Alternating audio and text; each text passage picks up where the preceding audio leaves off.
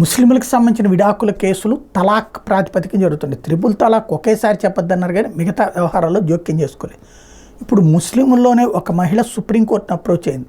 ఏంటంటే వంశపారంపర్యంగా ఆస్తి నాకుంటే మా ఆయన కాజేస్తున్నాడు, తను నాతో సంసారం చేయట్లేదు, నేనేమో షరియా చట్టాల ప్రకారం నా కార్యకలాపాలు అనుకోవట్లేదు, దానివల్ల నష్టం అనిపిస్తోంది, అలా కాకుండా నాకు ఈ దేశ రాజ్యాంగం ప్రకారం రక్షణ కల్పించండి, రాజ్యాంగపరంగా నా భర్త నుంచి నాకు పరిహారం అందేటట్టు విధంగా చూడండి అంటూ సుప్రీంకోర్టును అప్రోచ్ అయితే ఇప్పుడు సుప్రీంకోర్టు సీరియస్గా స్పందించి Supreme Court sends notice to centre and Kerala government on plea of a nonbeliever Muslim woman seeking to be governed by succession law.